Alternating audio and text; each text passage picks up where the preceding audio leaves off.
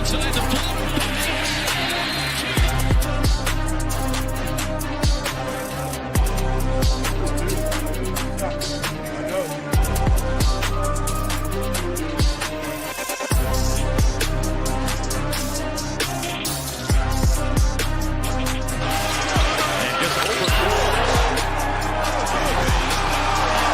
Turn him over again.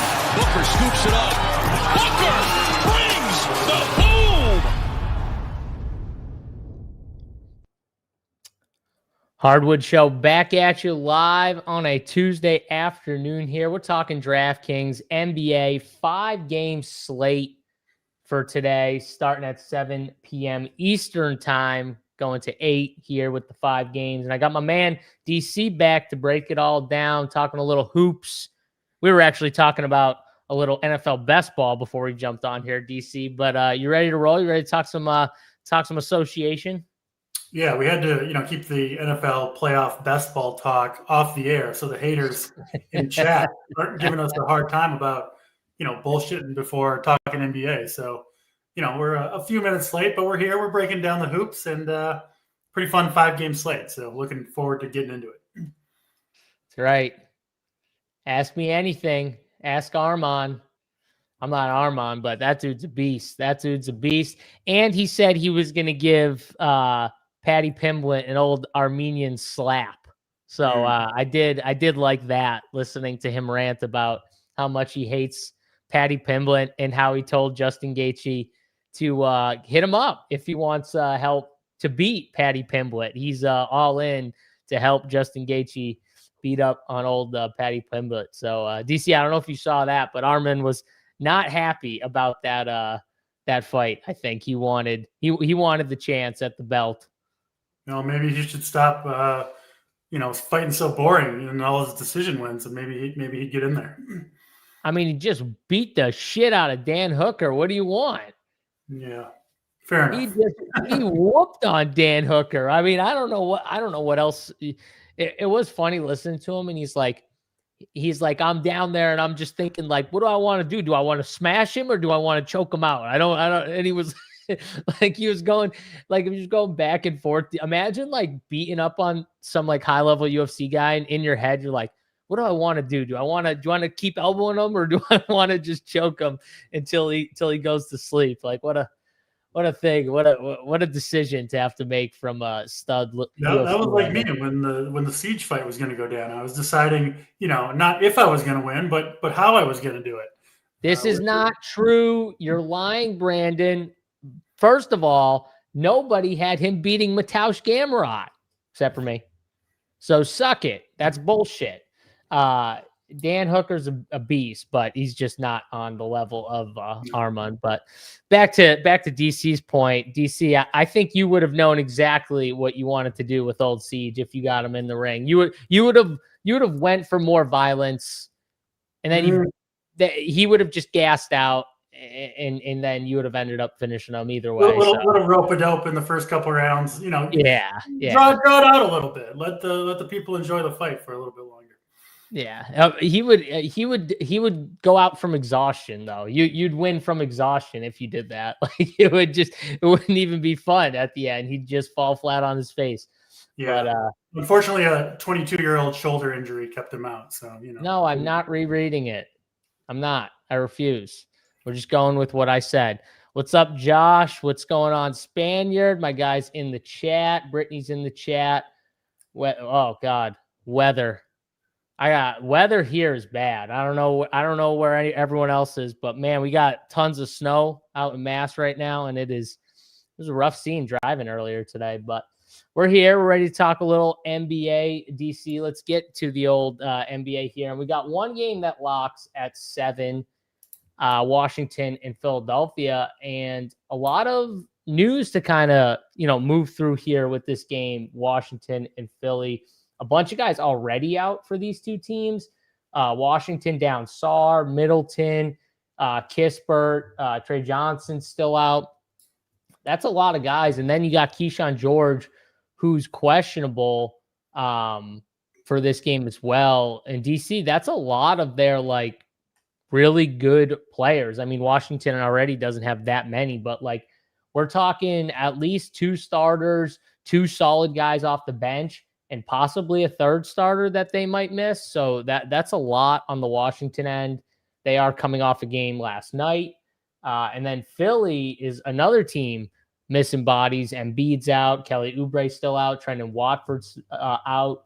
And then you got Drummond, Paul George, who participated in shoot-around but is questionable, and Quentin Grimes, who popped up as a late ad, questionable for today here, the old midday downgrade. So a few things going on in this game. The good thing is we're going to get all of this news, starters, before this game even locks. So that's the good part about this slate, is one of the spots with all the news that you're going to want is in this first game, and we're going to get it before the lock. Yeah, I think even just as it stands right now, this is probably the most owned best game of the slate. You got studs and in value on the Washington side. Obviously good matchup for Philly in general. And then, potentially depending on who misses on each side, right? Like we think George and Drummond, I think, went through a shoot around is what I saw. Yeah. But yeah, Grimes with the downgrade, George popped up. I mean, potentially a game stack here, right? Right off the bat, get to the top early and try to hold on, depending on who's out, of course. But really good game to kick off this slate for sure. Yeah, a ton of good plays here. I think it's going to end up being, to me, it feels like on the Philly side, you're going to get probably at least one of these questionable guys to sit DC. Quentin Grimes coming off the big game. We all know Paul George and, him being banged up all the time. They're going up against Washington. I could see it as a spot where they're like, all right, one of you can have the day off or the day of rest. I kind of wish Drummond was the guy, because I think Adem Bona would be almost him or Barlow would be like a free square, one of those bigs against Washington.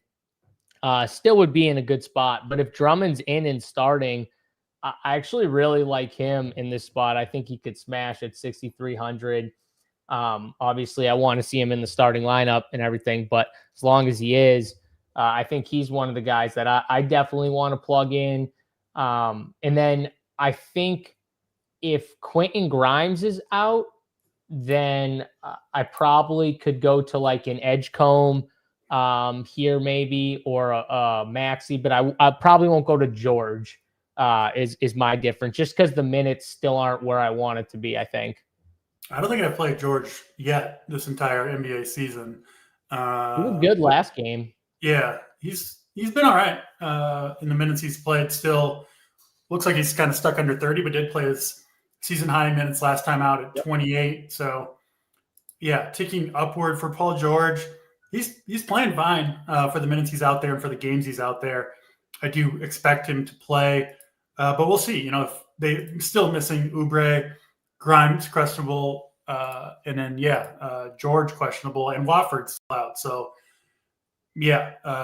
potentially Edgecombe looks good. If they both miss, I think you could go to potentially a Justin Edwards as well. And I'm with you on Drummond. Assuming he's in there, he will start, obviously, if he does play in this game, in a really, really good spot against Washington, right? A spot to clean up on the boards, get offensive rebounds, putbacks, all that stuff. Just a perfect spot for Drummond if he does play. And then obviously if he's out, Barlow and Bona would, I think, both become pretty good options. And if Drummond misses, this game's just loaded at center, right? Because you've got obviously the two guys on Washington, Bagley and Vucevic, who I didn't see what the winner was, but I think you could have won with both Bagley and Vucevic yesterday, right? Because Bagley, I think, put up 33, Vucevic 24. I normally like to split those guys up, but they're both cheap and definitely had the old flame emoji next to their name after the game. So, like I said, really, really good game to kick off the slate tonight. Yeah, it was one of the things actually we talked about on the Up to Lock show, was like, could you play those guys together? And they were both good enough. You could have played them together. I don't know if that was the exact winner on the probably not, but you could have had a really good team. It was actually. I just pulled it up. Yeah, it was. So the doo-doo one had Demon, who only scored 22, but he had Donnie, Michael Porter, Jalen Johnson, Marvin Bagley, Kevin Porter Jr. from Milwaukee, Tyson, and Vucevic. So, yeah, they had the double center combo, and that worked out. So, yeah. Our guy AP tweeted that a Porter Jr. was going to be in the winner, and there two of them were. So there you go. Yeah, Porter Jr., I mean, when he plays, he's been smashing. Your boy Jalen Johnson's been crushing. He continues to crush. I was talking about Kevin Porter Jr. I wish I was going back and forth on him on my main team, and I ended up going with someone else. But we talked about him on the other site. He was way too cheap on the other site. So, yeah, he smashed. I mean, this is just such a good spot for Maxey and Drummond. I don't know how. The only way they probably don't get their DC is like if it's just a blowout, if Washington just gets absolutely destroyed. The other guy, though, I do want to talk about because no Chris Middleton is Champagnie because, one, he looked really good last game, but two, no Kispert, who they were starting a little bit, and he's out as well. So I do think this opens up Champagnie for possibly a start or just big minutes. If he doesn't start, maybe just big minutes here. But I could see it with George questionable too. You get another possibility of a cheap starter kind of opening up. So I think the value is where you want to be at Washington. Especially if George is out, you got CJ, and then you just got a bunch of value because I don't like Koulibaly, and I'm not a huge fan of Bub, but it would depend. If George is out, I think Bub might be a little better play, but Champagnie and Cam Whitmore would look like really good plays, I think, with no George out specifically. Yeah, Washington, their last game against Milwaukee, they played a 9-man rotation, and that was with Middleton in there for 31 minutes. And George played in that game too, 30-plus minutes for him as well. So Middleton already ruled out. If you take George out of the lineup, you do see these teams kind of go deeper into the bench sometimes, but potentially a pretty tight rotation from Washington. And we know the studs from Philly. So, yeah, we'll see what the Wizards end up doing. But, yeah, Champagnie looks good if you would get the start. Both centers are in play.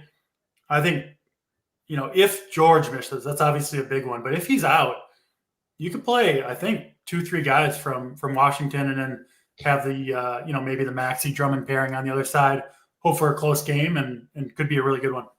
Yeah, and Bean Air asked, are we going back to McCollum for King of the Court? I mean, honestly, he doesn't look bad just on the surface. It's not like the greatest matchup, but like with all these guys already out, yeah, I think you could go back to CJ. Now, if George is out, DC, CJ is going to be because right now they run their offense through pretty much 4 guys, but depending on who's in, it's like there's like a hierarchy. You know what I mean? Like when Sarr's in, he's one of the 2 guys, Sarr and George. When one of those 2 is out, McCollum, Middleton, when he's in there, he likes to facilitate. He's been facilitating more for this team.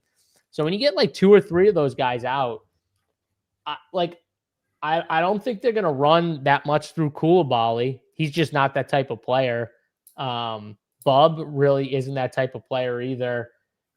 Cam Whitmore is honestly like too selfish. I doubt they run stuff through him. It's got to be mostly CJ and then just like a mix between these other guys when he's not on the floor. So, yeah, I think CJ is a good guy to go back to. For sure. And that McCollum big game, we were talking, it seems like both these teams, Wizards and Sixers, play every time on this early Tuesday show when we're doing this slate. I know for a fact the Sixers have been on like every Tuesday slate I've done a show. So, but, you're talking about the, relatively tough matchup for McCollum, but he did that huge game was against Atlanta, who has good on-ball defenders and Daniels and Alexander Walker, and he still had, he cooked them too. he legit cooked. He was on fire. You'll probably never see CJ get hotter in a game the rest of his life. He That was game was just ridiculous. just coming down the court and just bombing away from three, just like Yeah. no hesitation, just launching it Yeah, up from wherever. Made 10 threes that game. My anti-play of the game that game was Middleton, who had his best game of the season, 12 assists. I like that too. I didn't like Middleton that game, Yeah. and he smashed. So he dusted me real early on that slate. So hopefully, no Middleton to haunt me today. Yeah, no Middleton, but like I said, it opens up a lot of on-ball stuff, and maybe that's just got to be Bub. Maybe I should like Bub a little bit more because I'm just trying to think, DC, who else is like an on-ball type guy that can facilitate. It probably is Bub, If George misses, it's got to be McCollum, and then to some extent Bub. I think I would want to have at least one of those two, McCollum or Bub, in my lineup. I would have no problem with either, but for sure I would want one or the other. What's gross would be if George is in and you go George, because no one's going to want to go George after his two stinkers back to back, but he's got 50-point upside. He's got like the rebounding, assists. He can do a little bit of everything, right, DC? And that's what you kind of want along with the big scoring, is you want someone who can do a little of everything. So just keep that in mind. But yeah, if George is out, I think you can go back to CJ.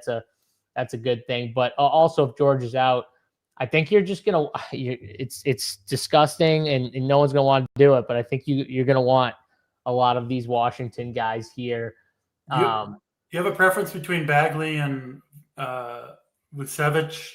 Yesterday, Bagley, so if I play CJ, I definitely want Bagley. Okay. Is how if I play CJ or George on my team, I think I want Bagley for sure. If I make a team without CJ and or George or a spend up, right, DC, and it's just all cheap guys, then I think you can make the case to pivot off Bagley to Vucevic, or just play them both if you don't want the risk of, and this is what I was talking about yesterday. Like if you just want to take all the center minutes for Washington and say, screw it, like I'll just take all the center points from that. You're essentially getting 48 minutes of center play for 6.8K total if you play them both, which, if you could combine them and play them for 6.8K, certainly you would do that. So again, I usually split centers, when they're sharing minutes, just because you don't know which way it's going to go. But when they're this cheap, 3.6K, 3.2K, like we saw yesterday, both of them on the winner, shorter slate today, it could happen again. Yeah, and I do agree with this. Actually, when Vucevic was out there yesterday, they were running a lot of their offense through him and Bub, or him and George, or whoever was out there kind of at the point. So, yeah, I mean, Bagley, they will probably run a decent amount of their offense through. So maybe that just makes the case to play both centers a little bit. But I'm definitely going to want to spend up for Maxey especially in the CJ builds. I'm going to probably play Maxey with it. So first game looks like a really good game. I think it's one of the better games to kind of target. Let's go to the Portland-Toronto game, DC. And we got, another game where a few guys out still. We got Drew Holiday still out for Portland. RJ Barrett still out for Toronto. Donovan Clingan is, I think, questionable. Yeah, questionable with an illness for the Trailblazers here.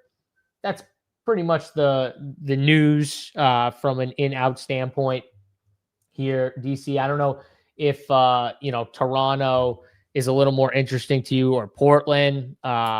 What do you think with these two teams here? Because I feel like there's a few plays in this game. Yeah, looks pretty good. Toronto, kind of surprising to me at least, playing some pretty good ball. And the nice thing about Toronto, I mean, they've got kind of the main three, right? Barnes, Ingram, quickly. Almost everything runs through those three guys. Obviously, Pirtle, pretty good play, I think, as well at that $5,900 price tag. Depending on the center position, potentially is going to be super loaded, depending on the Drummond news. But yeah, I think you can play two of those guys in the same lineup, Barnes, Ingram, quickly. I don't think I'd go for all three. Kind of hard to It's like, they're all projected up here on this pretty much the same value score per Sabres projections right now. I don't know if you have a strong lean between those three guys, but I do think all three in play. Pirtle looks good. And then I think the Klingon news is pretty big as well. He's been playing well, doing a lot for Portland.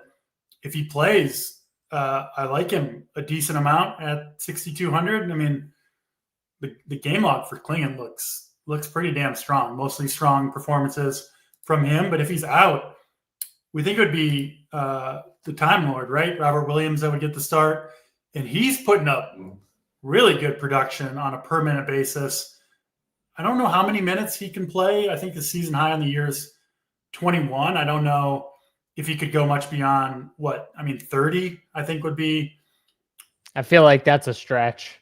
I do too. Yeah. I would say I'd say between like 26 and 28 is like his minutes cap. Probably. Yeah, that sounds realistic. But I mean, a really good play at 4,100 if he does get the start. And I think probably a sneaky play, even coming off the bench, given what he's doing lately, a really good per minute guy. So he's someone to consider. Obviously, watching the Klingon news. Avdia looks good. I mean, 9,500 feels like a lot, but this dude has had some monster games. I mean, 76 fantasy points last time out against OKC of all teams. Another 70 burger a couple weeks ago against Chicago. Like, man, he's the main man for Portland. So a little bit of sticker shock there on Avdia, but he's earned it. And I do think he's in play here, especially if you're playing a couple Toronto guys on the other side. Yeah, Denny's definitely earned the price tag. I feel like guys like Denny, Jalen Johnson, they're really starting to, they were doing it. They flashed like last year, and now you're seeing it even more this year that they're just legit fantasy guys. They're fantasy beasts with their teams. And I do think some of the guys in or out, like honestly, Klinging out might help Denny even more, to be honest with you, because that just opens up even more production. And like we said, Klinging is a guy that even Klinging, actually, they don't like playing him DC more than like 26, 27, 28 minutes very often.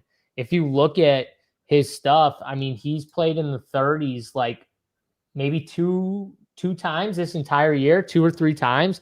So they like to keep his minutes in check. I would be shocked if Robert Williams saw like more than 26, 28 minutes here if he was out. But even at that, it's still a pretty good play to me. I think you could potentially see if Klingen's out, Avdia maybe play some at the 5 because it's not like the Toronto bigs are that big of a threat.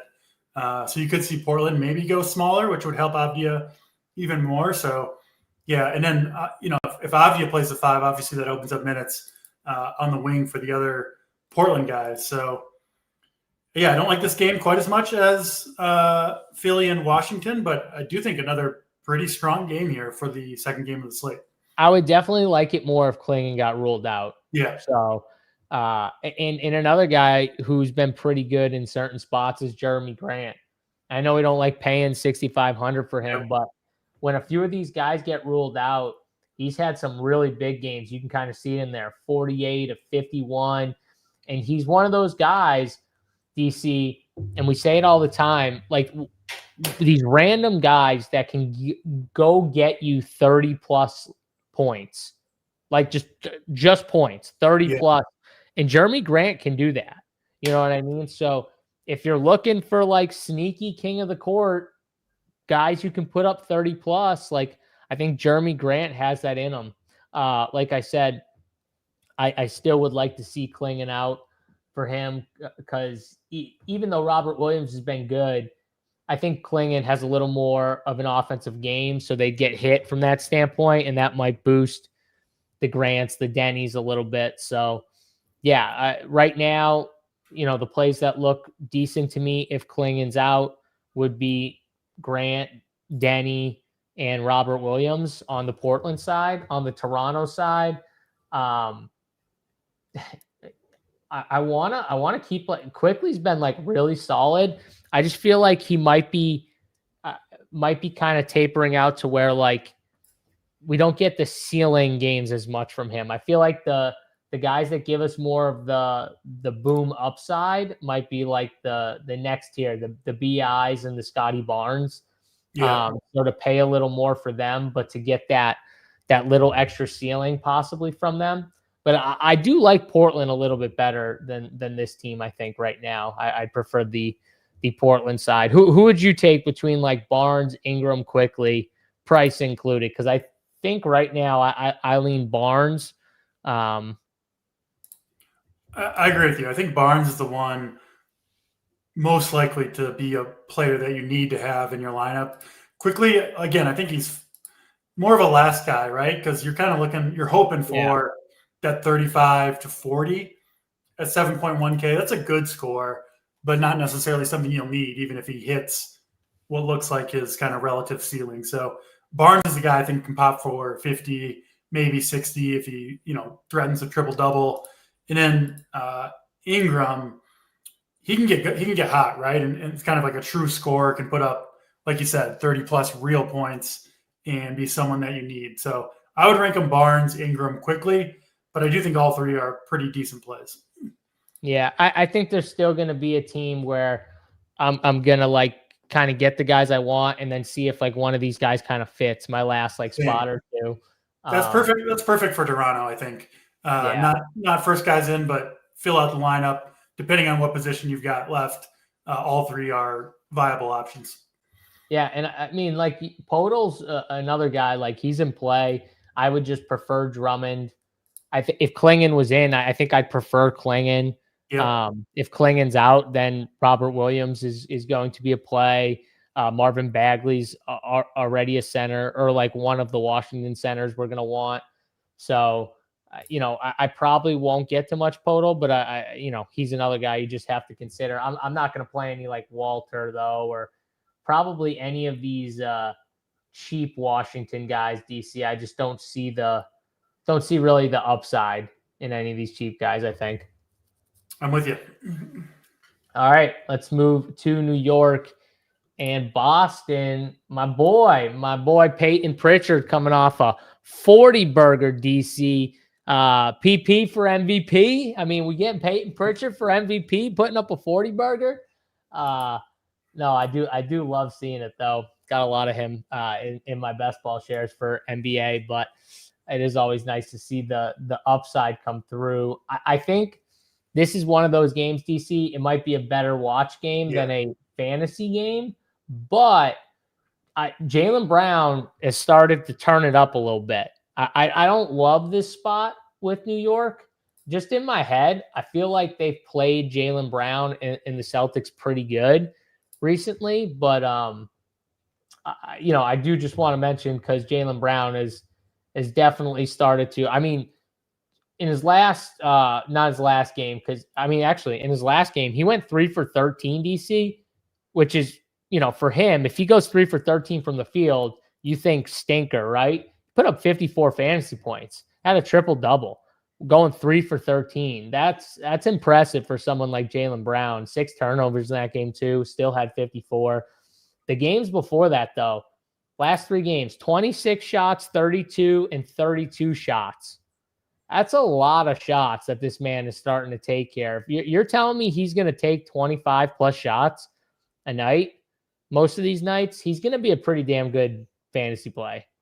Yeah, I'm with you. I think this game, the best overall game, if you're just watching one as a fan, which nobody here is doing, but literally, like there might be one person watching that's like, yeah, I can't wait for this game. But this game is like, I'm not playing any value from this game, right? It's kind of the studs or bust, but yeah, Brunson looks good. Jaylen Brown, like you said, Cat. I think even Josh Hart, a decent play, been playing pretty well. I mean, really well. 4 straight big games from Josh Hart. And then you mentioned the Knicks have played Jaylen Brown pretty well, but most of those games are with Anunoby who is out, their best individual defender. So a little bit of a better matchup for Brown against the Knicks than he typically has. So yeah, I have no problem filling in with Brown, Cat. Obviously, you got to spend somewhere on this slate. Although, pretty decent spending options, I think. for the most part. You got Maxey, you got Ant later. We'll talk about those next couple of games coming up. But yeah, just the studs here. I don't see really any value. Maybe you disagree, but I mean, guys like Walsh, the Clarksons of the world, McBride, it's too expensive. I don't really see much on the value side here. So I think a lot of the value plays going to come from the Wizards, and then potentially Portland looks pretty good. And then maybe you grab a stud or two from this game. I think is probably the best approach. Yeah, I mean, the Wizards seem like they're going to have a lot of the value is probably going to come from that game here. This game is definitely, you're not going to find value in this game. No. You're going to feel like you're overpaying if you play any of these guys in this game, but they'll probably be a little lower owned, right, DC? So that's the one benefit maybe of playing. The one guy I think you could play is Simons, whose minutes are kind of all over the place, depending on basically if a shot falling, right? Because he's kind of a one-trick pony. But he does have his occasional, 30-plus point game off the bench if he can get the shot to fall early. So he would be the one guy that's cheaper that would be low owned, but overall, most of the studs here. Another guy that Boston's trying to showcase, probably to trade at the deadline. So I'd imagine. Yeah, it makes sense. I like what you said, though. You're right. OG's been normally the one kind of on Brown, so maybe that kind of helps him. So maybe just playing him, maybe he's the play. Because I think if I'm spending, it's probably him. Hart's been awesome, man. 7,700 is kind of sticker shock, but you pull him up, he's been absolutely balling with him in the starting lineup. He's just been crushing. So, yeah, I mean, in his big games, obviously have corresponded with Anunoby going out. So I do think Hart's gonna. We've seen this from him before, right? When he kind of gets into a bigger role, the minutes go way up. He's 35 to 40 minutes every game right now. So, like you said, feels like a lot to pay, but he's certainly earned it. And, if he puts up 40 or 50 points at 7,700, you're probably going to want him. Yeah, that's a good point. So, all right. Yeah, Brown and Hart, maybe the two guys that I'll consider from this game, but I don't see much. I don't think, the Kadas or any of the Sam Hausers, I don't think this is the spot to play those type of plays. So let's move off this game. Yeah, Christine, our girl Christine, definitely will be watching her C's tonight. Let's go to Memphis and San Antonio here. San Antonio at home, still down. Wemby, Stephen Castle, DC. What are we seeing here from San Antonio and Memphis? Yeah, we've seen Fox obviously step into a big role. He's had a couple big games. He's more expensive than Quickly, but I kind of put him in that bucket of like really likely to give you a game that doesn't kill you, right? 35, 40 plus. But I'll be a little bit surprised if Fox ends up on the winner. So 15% owned feels a little steep to me at 9K. Just, you can kind of look at it in the reverse. Obviously, we're looking at, who do you want to play? But the other question is like, who are you comfortable fading? And Fox is one of the guys where you don't feel like the huge game is inevitable with him. So I don't know if I'll get to Fox.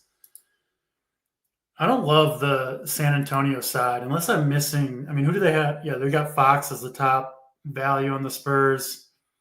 Vassell, another guy that, again, a safe play, but just seems to have somewhat limited upside. He's the perfect example of like a last piece. Yeah. Like you don't want him, but he fits your lineup and you're like, all right, I'm fine with it. Especially because he's got that small forward eligibility. So yeah, he's fine. I think Fox is fine.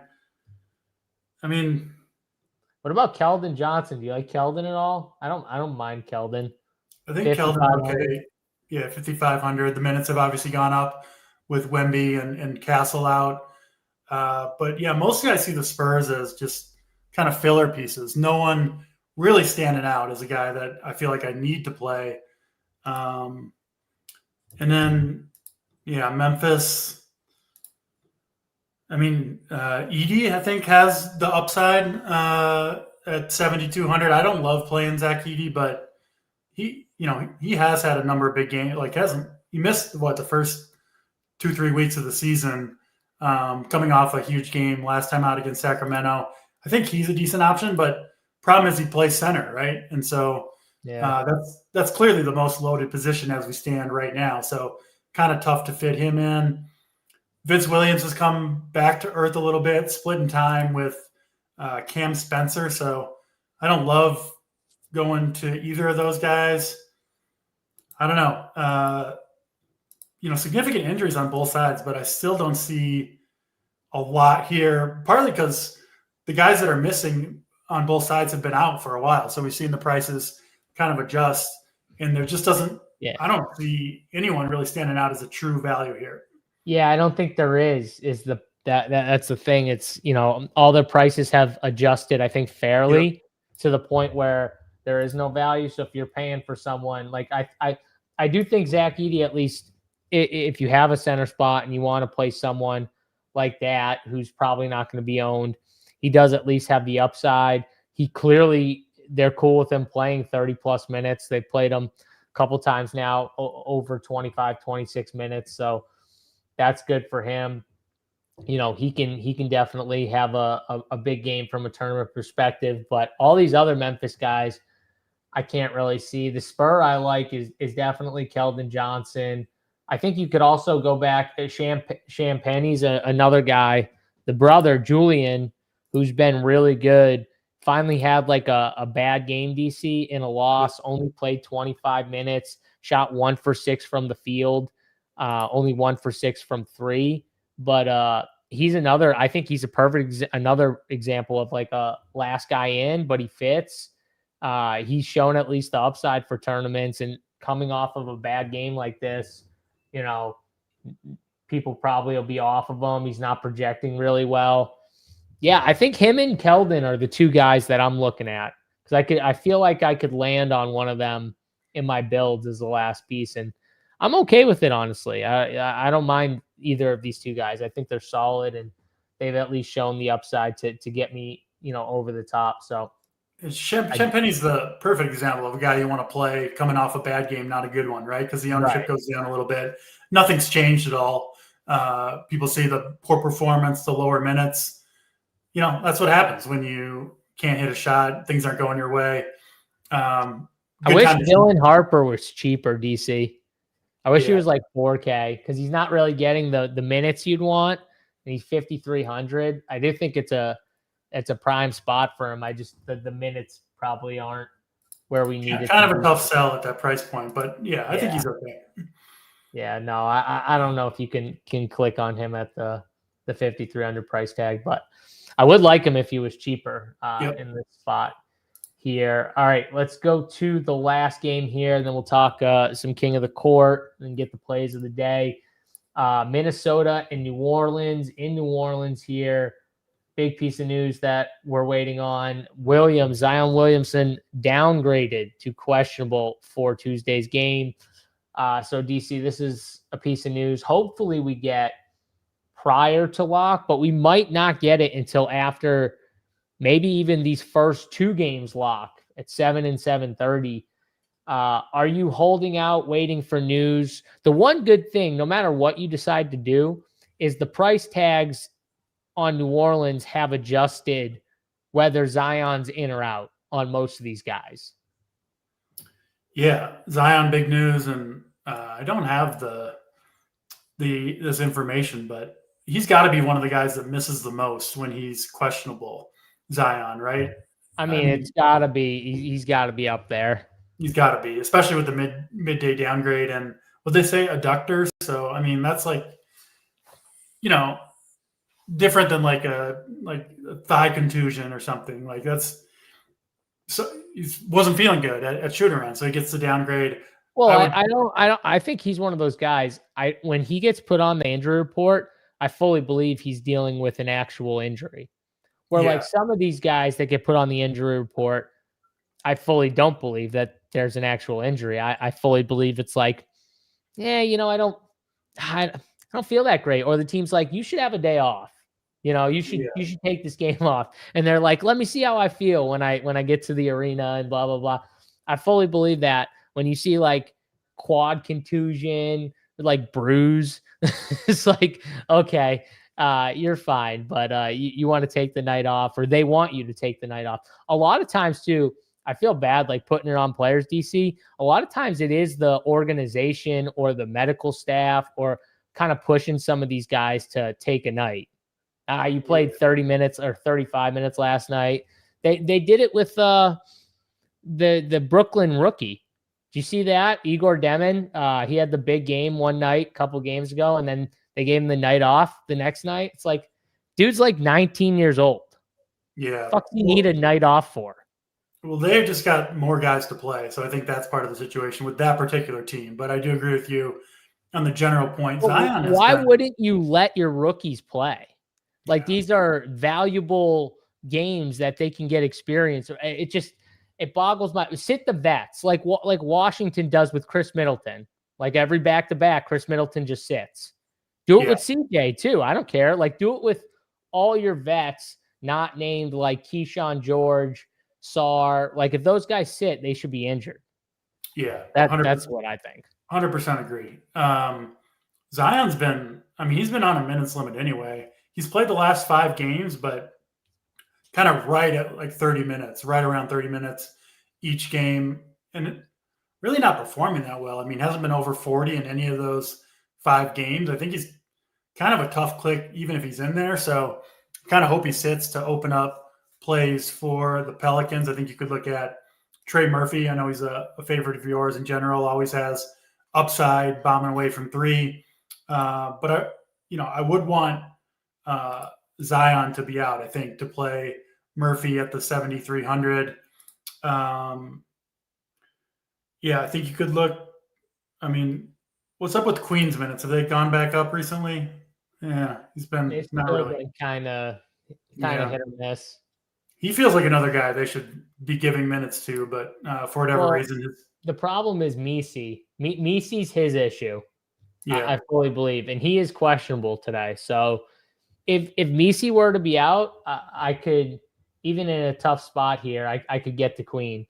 I like Queen if Misi misses, especially, and obviously even more so if Zion and Misi both. That's what you want to pay. Yeah. That's what you want. Like, I think if Zion and Misi miss, Queen, Bay, Murphy all sound pretty good to me.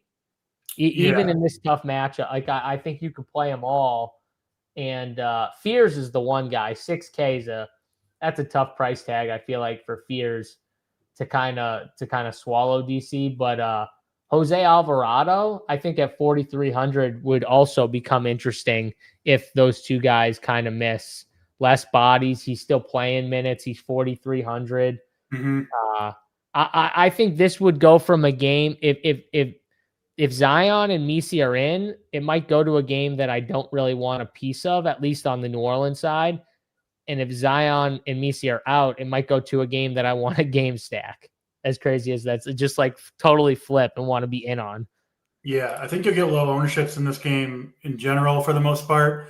There are decent pivots. Like I don't really want to play Gobert, but he is the same position as Derek Queen. You could put Queen in there, and you don't feel horrible about Gobert at 6,100. He probably gets you 30 in this matchup.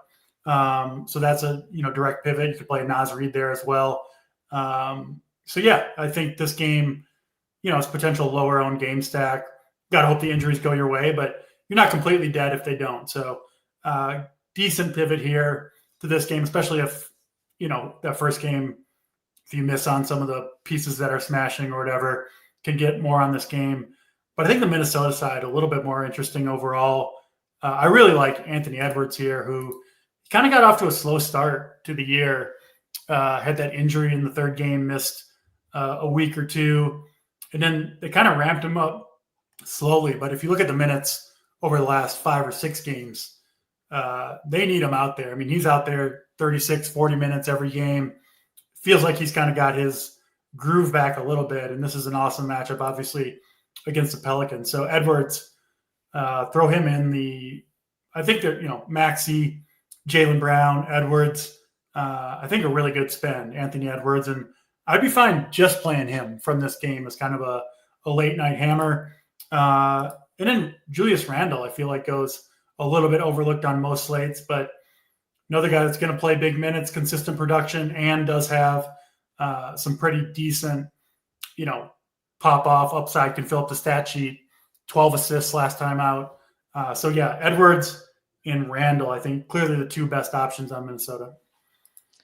Yeah. I don't know if I'm going to get to, I kind of like the Julius Randle call. I think he could smash in this spot. I don't mind Ant either. It's going to probably depend though on how the New Orleans news goes, because, if I do end up game stacking a bunch of New Orleans guys, I probably will want a run back from Minnesota. Maybe not Reed, just because of his power forward eligibility, and it's a good spot for him. We've seen him have big games, but yeah, I like it. I don't mind Dante. Dante'd be more of a last piece in filler guy, I think. But yeah, I don't hate the Dante call here. But one other guy I do just got to bring up because he's been smashing. But Sadiq Bey has been crushing with no Herb, Zion in and out, and a few other guys, missing Poole, still been out and stuff like that. But man, he's been absolutely smashing, especially with no Herb Jones out. So that's kind of opened, him up for these big games. And his price tag looks expensive, DC, but he has been worth it. So I do just want to give him a shout. Double doubles in 4 of his last 5 games. Yeah, I think he's been straight up outperforming Zion pretty much every game, which is kind of crazy. Outperforming Trey Murphy, I think, most of these games. So, yeah, it's and I will say too, I think Trey missed 1 or 2 of those games, but still, it's pretty impressive. So yeah, early games, DC, and maybe the late hammer are more the way I'm thinking on this slate. The first 2 games and maybe the last game that we just talked about might be the path here, and then slow on the middle games. But did you see Giannis? Oh, I did not. Breaking: Giannis deleted all his Buck stuff from Instagram. Source: Beanair. Yeah. This is like you with your Ragnow news. It's like, come on, Giannis not on the slate, Beanair. Wait. To be fair, at least Giannis plays in the NBA. Yeah. He doesn't. Frank Ragnow does not play college football. It is the proper sport. I'll give him that. No, it's the right sport. It was the wrong. It was the wrong league. Wrong league. Yeah, that's fair. Yeah. At least we are talking NBA. So yeah. We'll see. I mean, I don't blame if Giannis deletes all. I don't blame him. The Bucks are terrible. I would love to see a Giannis trade. Get him to another team. See what he can do. Where would you like him to go if you could just pick? Who would you like to see him paired with? Man, I don't even know where he could go. Who would you just want to see him paired with if you could? Wemby can stretch the floor, right? So you get Giannis on the interior.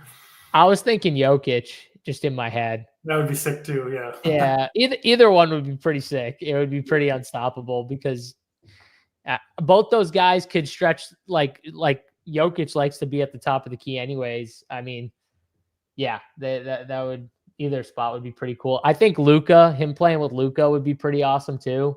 The lob stuff with Luka would be cool. He'd be awesome. Yeah, pretty much those are the 3 spots right there. But yeah, I can't blame him for deleting all that shit. His team's terrible. They play no defense. What them in Washington? That game went way over, right? Mm-hmm. Last night, I think they both put up. Yeah, that game was wild last night. All right, DC, let's go through King of the Court first here, DC. So who do we like? DraftKings Sportsbook, King of the Court. If you don't know, it's a great thing that they do. They're doing it every Tuesday for the NBA. Pretty much all you have to do is any player you want that's, on this slate for the NBA tonight, $5 minimum. You put a $5 bet on any of these players. If they score the most PRA on the slate, even if your bet loses, let's say you put $5 on CJ McCollum to score 40 points, your bet loses, but he's the guy who scores the most PRA on the slate, you'll win a share of 1 million in bonus bets. So with whoever else bet CJ McCollum for King of the Court. So, we got a few games. What do we got? 5 or 6 games, DC? 6 games, I think, total for tonight for the King of the Court here, because you got the late OKC Golden State game, which is not on the main slate for DFS, but it is on the NBA slate. So you can use your King of the Court for that game as well. But who are we thinking, DC? Who are like the 1 or 2 candidates right now that you're looking at? Well, I've already made my bet. So okay. Who is I did take Maxey, so not the most exciting choice there, but I just love the matchup against Washington. He's my obviously my favorite. I placed the bet on him. Edwards I was going back and forth between Maxey and Edwards. I assume we get Edwards a little bit lower owned, higher payout if he does come through as King of the Court. But yeah, those are obviously not the most exciting options. What about off the board plays? Avdia, I think, is interesting. As again, not way off the board, but he just doesn't have quite the name value as these other guys. So I don't think a lot of people will go to Avdia. I think he's a good option. And then, man, I don't want to steal your thunder, but you should have won it with CJ McCollum the other day. If they're missing George, you got to try again. So yeah, I want to see. I'm waiting because I want to see if we get any more news here. I totally get you just playing Maxey. I do think he's, one of the best overall plays on the slate to kind of pick obviously from. The smart thing to do is wait for the news and see who you get. Because there's a couple guys, like if you're just looking at news, like you brought up CJ. I think CJ's one of the interesting plays for sure. I think Keyshawn George, if he's in, is another interesting play on the same team, because everyone just saw CJ and they know CJ has the ability to put up the big score and stuff like that. But I think his teammate Keyshawn would too if he was in. Mm-hmm. Another piece of news that I want to wait on is this Zion news. Let's say we get the Keyshawn George in, and I just don't want to do either CJ or Keyshawn. Maybe I want to wait and put it on like Derek Queen or something like that. Mm-hmm. We've seen guys like him. We've seen him put up close to triple-double numbers, DC. It's not like the best matchup, but if all those guys are out, maybe a Pelican, maybe Sadiq Bey is worth a shout. Maybe you get a nuclear performance from someone like that. So I think, there's Jeremy Grant. That's another sneaky guy, I think, off the board if Klingon's out. So I kind of want to see the news we get. I know I just named like 4 or 5 guys. It's going to kind of depend on what news we get, at 7:30 with Klingon, and then Zion and Nisi.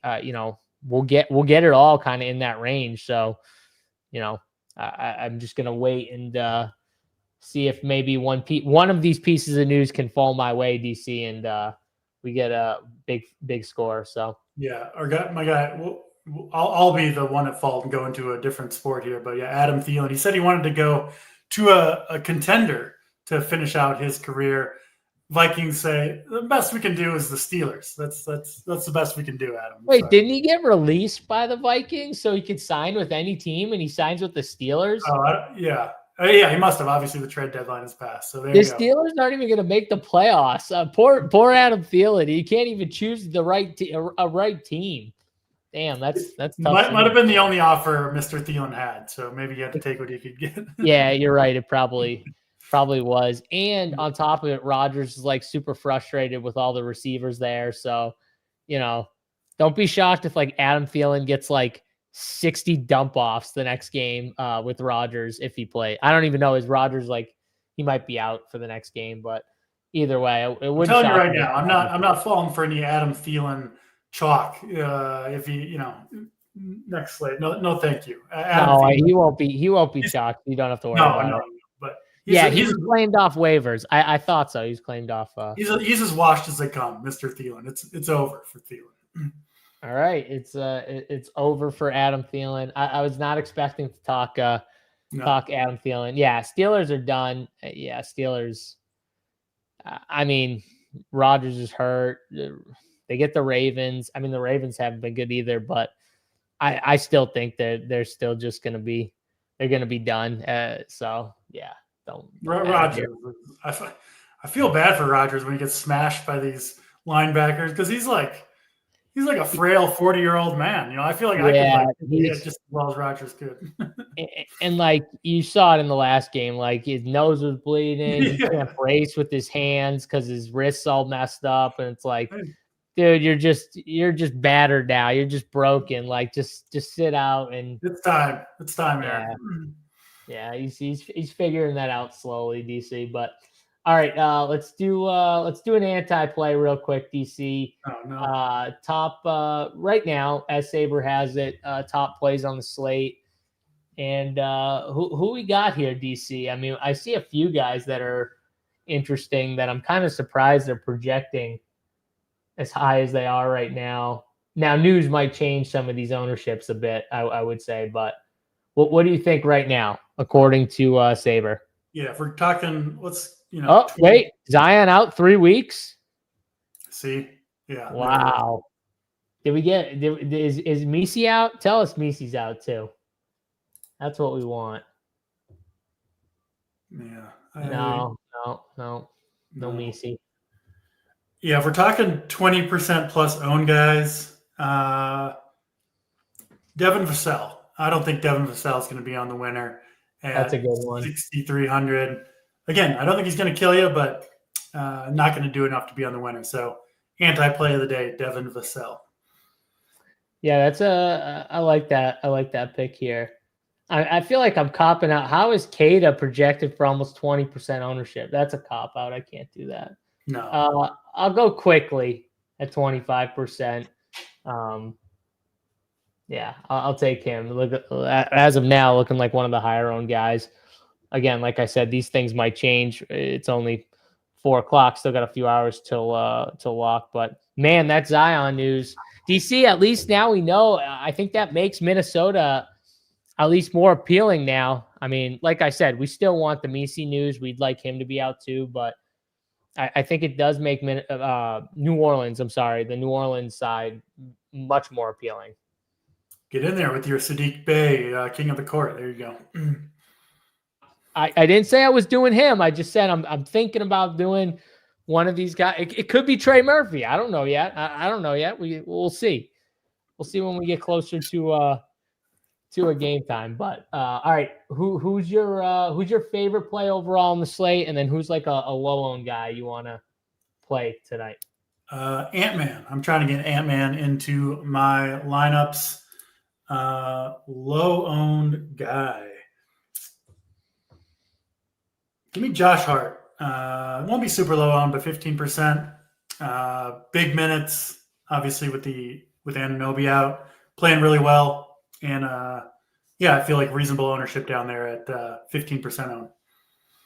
Yeah, I'm gonna go. So for like my favorite overall play, I'll just go with Tyrese. I'm definitely going to play some Maxey on this slate. Low on play, though, I'm going to go with my boy Sadiq Bey. He's been crushing. He's not projecting for any ownership. Now, that's going to change with Zion out, but I don't think it's going to be massive, DC. I don't think he's going to shoot up to like chalk, super high owned. So not at that price tag. He'll still be relatively low owned. Yeah. I'm gonna go with him 6,600. I think this game stack, the game stack, Jose Alvarado, Sadiq Bey, maybe Queen if he's out, or Trey Murphy. It's looking at me. It's staring right at me, DC. I'm just gonna say it. Well, get the PMR on the late game.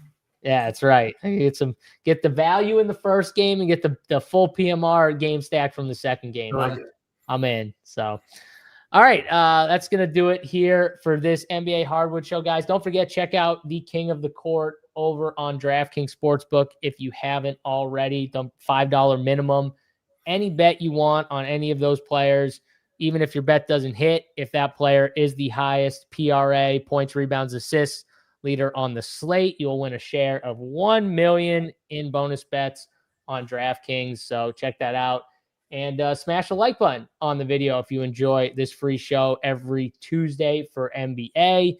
Smash the like button, subscribe to the channel so you get notified when we go live for these free NBA, NFL, college football shows. We got them on this channel all throughout the week. I'll be back tomorrow for the Print Factory, ODB, Big T, myself, 2 p.m. Eastern time for that. And then tomorrow, me and DC will be back for the Up to Lock show for the members over at Run Pure Sports. Get over there. Check us out, runpuresports.com if you haven't already. DC, appreciate you doing the show. Everyone watching, thank you for watching. We'll see you guys tomorrow for DC. I'm JSU, and we are out.